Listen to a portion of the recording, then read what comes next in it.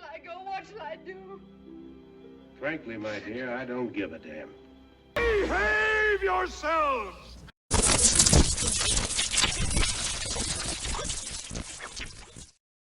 Hello YouTubers out there, this is Jerry Saravia at the movies. So today we're talking about a movie that I truly love. I think it's just a wonderful fantasy. It's so well done, so well made, and it's celebrating its 40th anniversary as of, I think, a couple of months ago now.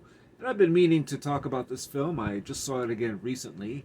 I had purchased this Blu-ray, I think about a year ago. And I just now got around to seeing it again. So that is, of course, The Neverending Story. And this film is just wonderful. I mean, it's a fantasy that I've always talked about, how there are certain fantasies that I've seen in the last decade or so that just don't have a sense of wonder. There's no real sense of magic. There's no sense of fun or adventure. For me, some of that is true to a certain degree with Tim Burton's Alice in Wonderland, for example. And I know there are some others that just don't come to mind immediately, although I'm not really one of those fans of Return to Oz, which came out in 1985. That's going way back with Fairuza Balk. That movie just didn't have it for me. Some people really love it. I just felt it wasn't a spirited movie. I mean, you could deal with dark themes, of course, but it just wasn't any fun to watch. I mean, there was nothing about it that felt magical or interesting to me. But The Neverending Story, absolutely. This is, of course, directed by Wolfgang Petersen, who directed Das Boot, in addition to other mainstream movies that are actually pretty good. One of them being In the Line of Fire with Clint Eastwood and John Malkovich. That's a pretty good movie. I should see it again soon. Anyway, Neverending Story, it just has so much magic around it. I mean, it's just the very idea of it is terrific. There's the kid, Bastian, who's bullied at school, but usually outside of school, by two kids who always find him. They throw him into a garbage dumpster and all this stuff, and he gets out and, hey, what are you doing out of there? And try to throw him in again. So he runs into this bookstore, and there's this old guy there who owns it, and says, what are you doing here? And I deal here with books, not video games, that kind of thing. And the kid goes in, he says, no, I read books. I read Treasure Island, and he goes through a whole list. I think he included Moby Dick, but I know Treasure Island was one of them. And he said, what's that book that you got there? He says, this book, it's not for you. Oh no, this book, it's, when you read those stories that you like so much, all those adventures, you feel safe, don't you? He says, what do you mean? He says, well, when the story is over, you might imagine yourself being Captain Nemo and this and that and the other, but you're safe, you're back to the real world. He says, yeah, of course, it's just a story. Yeah, well, this is not just a story. So right away it pulls you in, and of course, the storekeeper or the bookstore owner gets a phone call, and the kid decides he's going to take it. The kid is played, by the way, by Barrett Oliver, who did, I know he did a few films. He did actually, speaking of Tim Burton, he was in Frankenweenie, the short film, which is actually a lot of fun to watch. He was also, in the following year, he appeared in a film called Daryl, which I didn't really care for, but the kid was a good actor. Anyway, so he takes the book, he goes to school, and class is already in session. He's late, so he decides to go to the school's attic and starts reading this book, The Neverending Story. Except that when he's reading it, he is in that world. I mean, literally.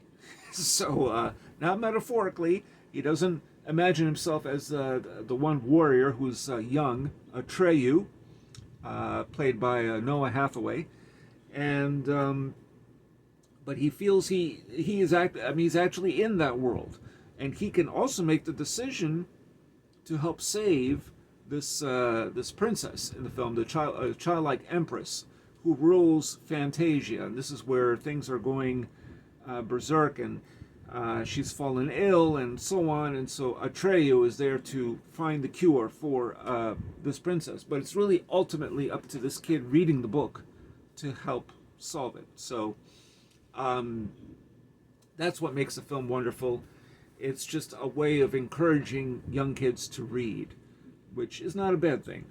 This film today, it's become a classic, and there's been talks of remaking it, which of course they want to remake everything from the 1980s.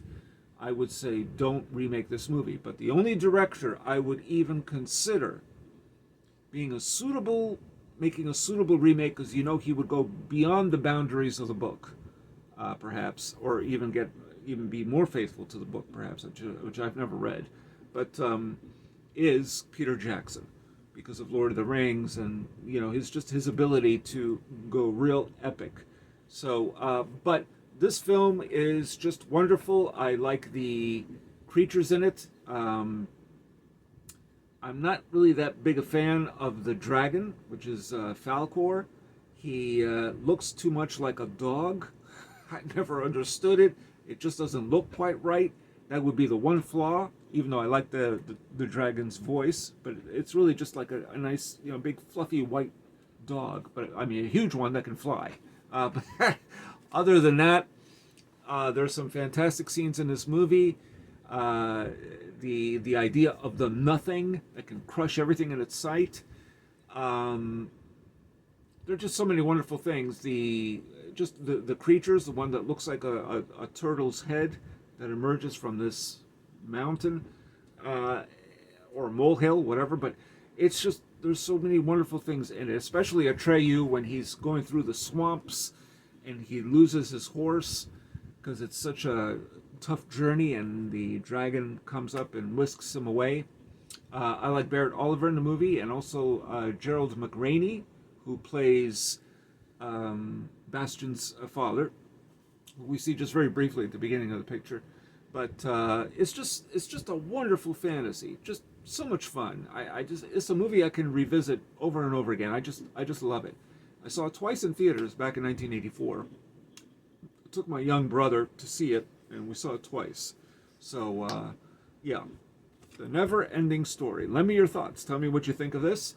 This Blu-ray actually has commentary by Wolfgang Peterson, and some of it is actually quite good. There's some good behind-the-scenes stuff in here, and still a lot more I haven't even looked at yet. But, yes, lend me your thoughts about Neverending Story.